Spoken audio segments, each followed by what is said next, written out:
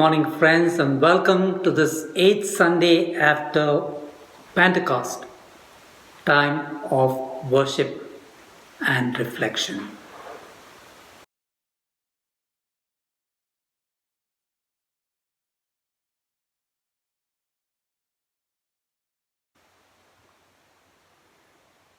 As we gather to worship, we thank you, God. We thank you for the many blessings of our lives. We raise our voices in praise, remembering your wonderful works in our lives. In line with our ancestors in faith, with Abraham, Isaac, Jacob, and Joseph. We praise you for the opportunities we have known, for the work we are able to get, for the doors that are open to us, for the privileges in life, for all the ways you have been our provider and defender. We praise you. Be with us as we worship and hear our voices lifted in praise. Hear us, see us, be with us, and bless us as we worship and in our lives. Amen. Hymn is hymn number 602 from Voices United 602. Blessed be the tie that binds.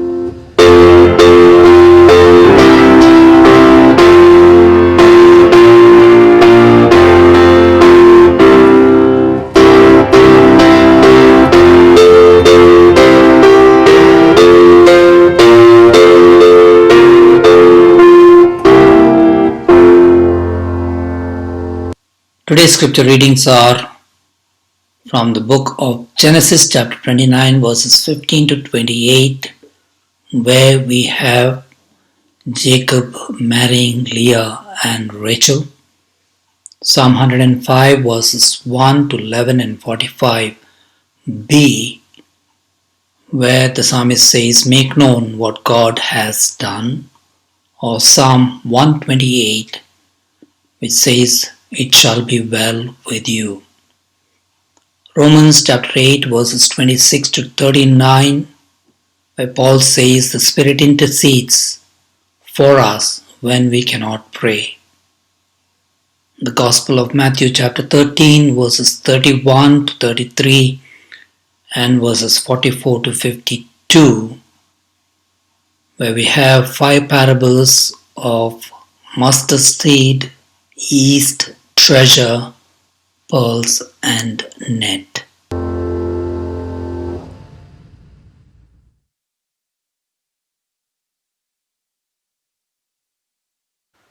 Okay. Let us pray. Seed planting, bread baking, pearl hunting, fish netting God, speak to us in your still small voice and shape us into living parables with subversive silence. Amen. A classic car lover looking for a particular model of Studebaker was baffled to find an ad that seemed impossible to believe. The car he wanted should have sold for thousands, but was advertised for a mere $100. Curiosity got the best of him, and he called the number, and the woman at the other end assured him that the car was in excellent condition and there was no mistake about the price. So the car connoisseur hurried to purchase the car and made confession to the woman saying, "Ma'am, I have to tell you that this car is worth far more than $100. You should get much more than that for this automobile." "Oh, I know that," said the woman. "But you see, my husband has left me to run off with his secretary. He sent me the title to the car and told me to sell it and send him the money. That's what I intend to do with $100.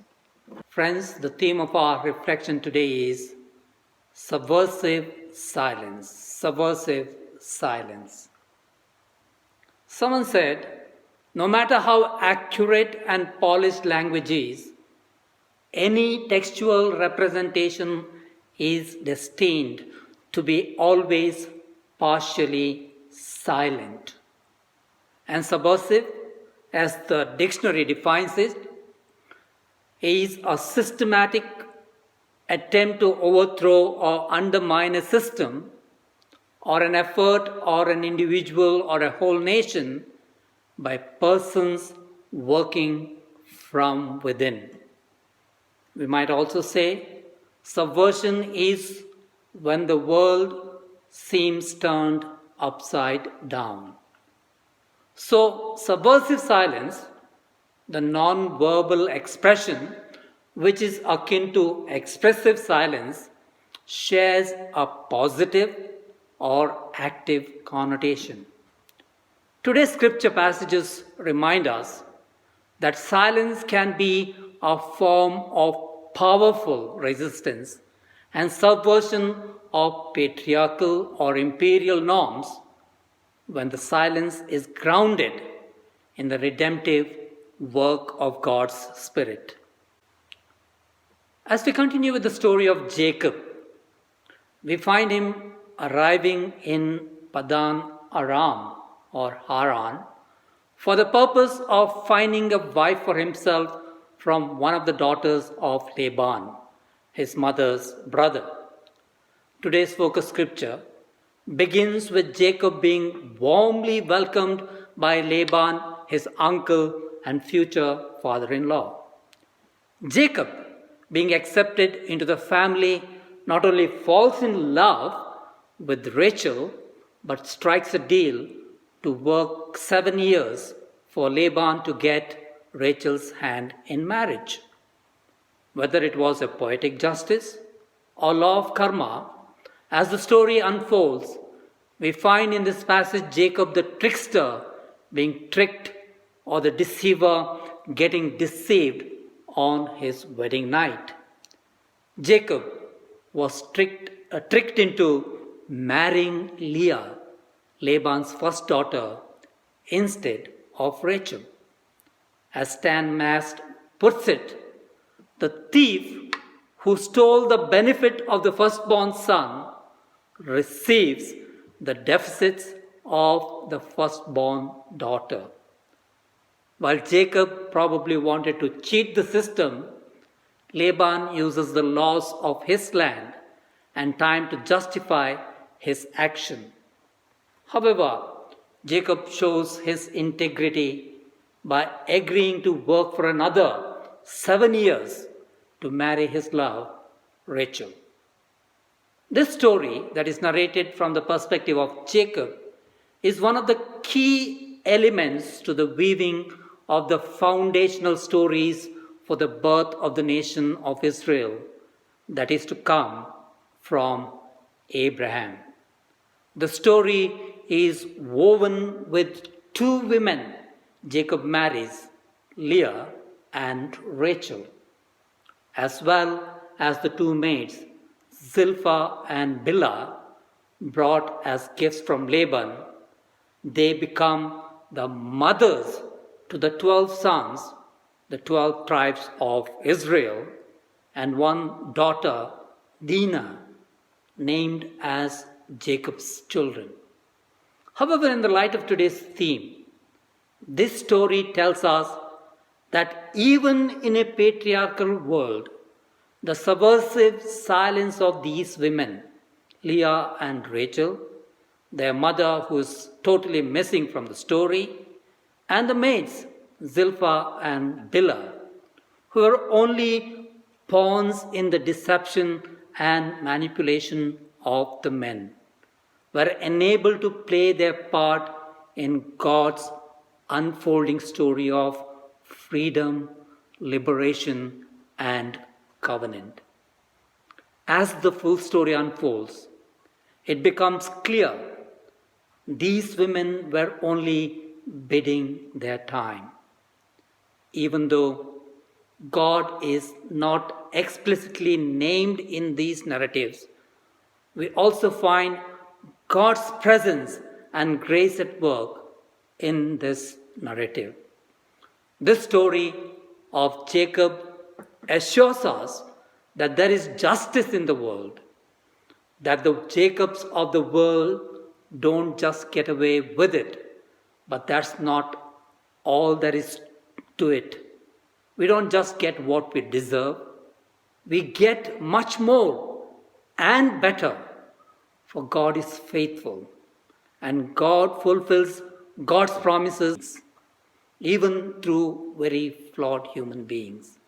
Further, this narrative also suggests that God's dealing with Jacob were meant not to punish him, but to change him, to help him become Israel. However, the most important thing to remember as we read the stories in the book of Genesis is to remember that the book of Genesis was first compiled for the exiles in Babylon. The exiles in Babylon probably had no problem recognizing their lives in the silence of these women. Indeed, these stories reminded that they still have agency and the capacity to subvert the manipulative power of imperial or patriarchal domination. It came to them as a strong word of hope that the God of creation and liberation is present and is at work among those and through those who appear to be without a voice. Today's gospel reading continues with the plethora of Jesus' parables concerning the reign or kingdom of heaven, as Matthew refers to it, in a row. However, today's parables are all very brief and have no section of explicit interpretation, as in the case of the first two parables that we looked at during the last 2 Sundays. As Alan Hultgren writes, Jesus says that the kingdom isn't so much like the objects themselves, that is mustard seed or treasure or leaven, etc., but more like the actual process of what happens in these little stories. The mysterious and powerful things that happen right beneath our eyes, even if our eyes can't see what's happening. In other words, these parables don't describe the kingdom of heaven as much as they actually evoke some element of God's inbreaking reign and reality in our lives. As such, these parables give testimony to the often hidden and subtle power of the realm of God at work in our lives and world. The parables tell that the reality of God's realm is at work now, and we are called to decide if this is the realm in which we choose to live. Concerning these parables, D. Mark Davis writes, the parables here which read more like similes about the reign of the heavens than fully fledged stories, are the mustard seed to tree, second, the leaven in the loaf, third, the treasure in the field, fourth, the pearl of great value, and fifthly, the dragnet of good and bad. The final verse is another simile, but it is a simile about the scribes of the reign of God, drawing new and old out of the treasure, which may be the parable themselves. That's why he says, I am naming it a half of a parable. In narrating these short parables, Jesus glides easily from the agricultural to the culinary, to the marketplace, and to the fishing trade. Jesus always made clear that the kingdom of heaven was going to save and rescue this world precisely by virtue of it being so very different from the powerful, flashy, showy political kingdoms that otherwise capture our attention. He is also using these parables to teach one of the most remarkable truths about the subversive nature, the unexpected hiddenness of the kingdom of heaven that is here and now. There's a range of interpretation of these parables, and each parable could be the focus of a sermon. However, what is important is to pay attention to the subversive nature of these parables and the silent way they work in bringing about the reign of God or the reign of heaven. In comparing the kingdom of heaven to a mustard seed, a weed that no one would like to grow in the garden, grows not into a shrub, which normally does, but a tree. And leaven, that is considered unclean and corrupting, is hid, not mixed, by a woman that leavens the whole dough. Is all about the subversive nature of the reign of heaven that silently grows. When found, this subverting reign becomes a treasure, a valuable pearl that a trader would trade for anything else in the world. Matthew's purpose in narrating these parables to his small Jewish Christian community who are brought up in the patriarchal culture and had come to believe, based on their Hebrew scriptures, that the kingdom was always and only some shining political reality ruled by people like David or Solomon.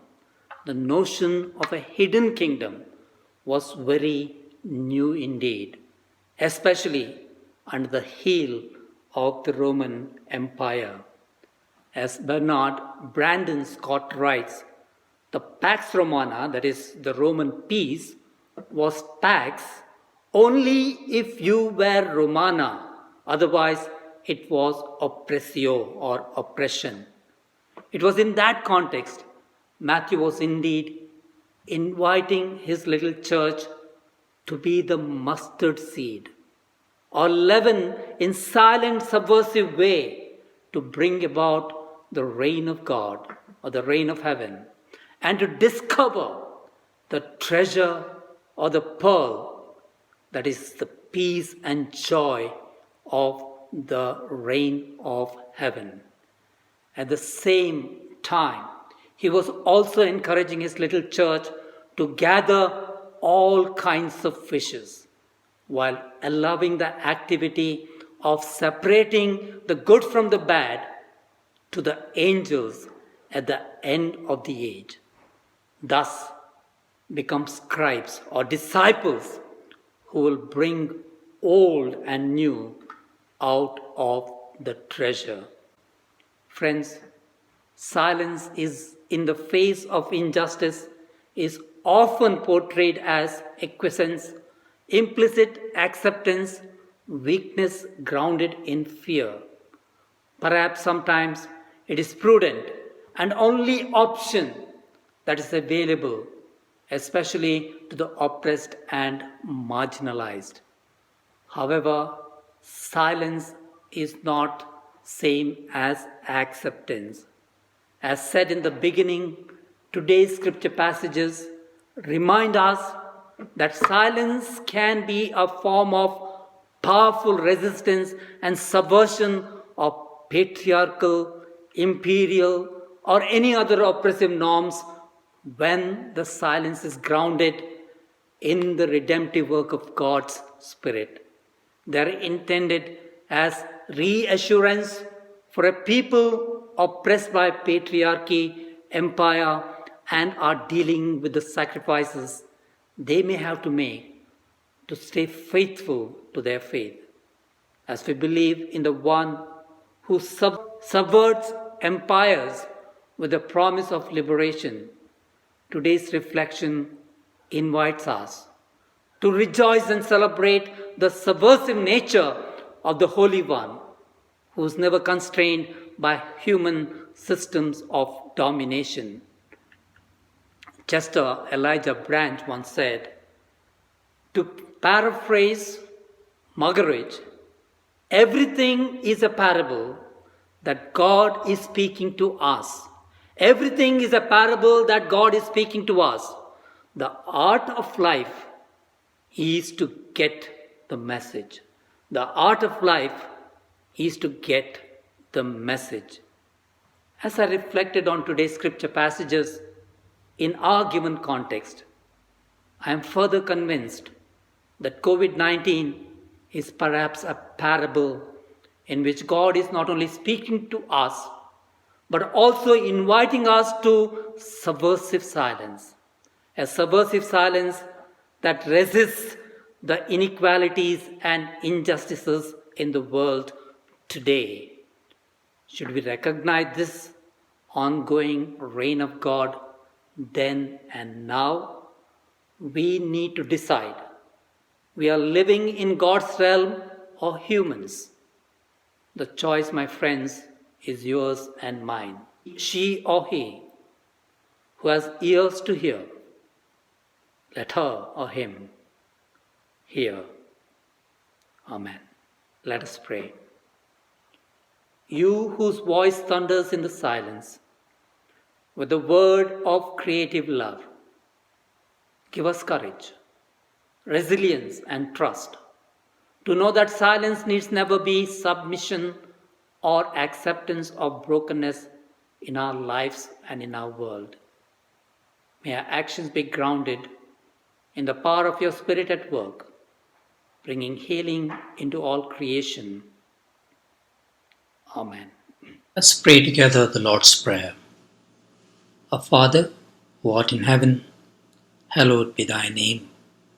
Thy kingdom come, thy will be done on earth as it is in heaven.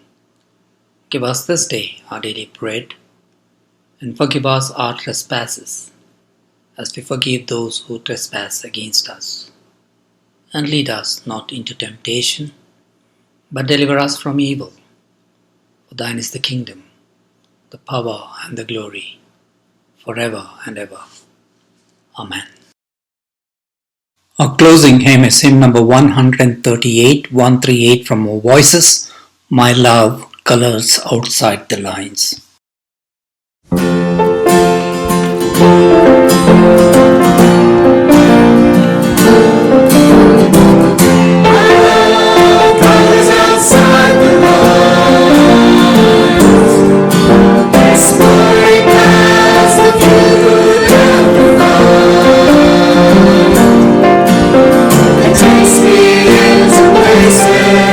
Never been before, and opens doors.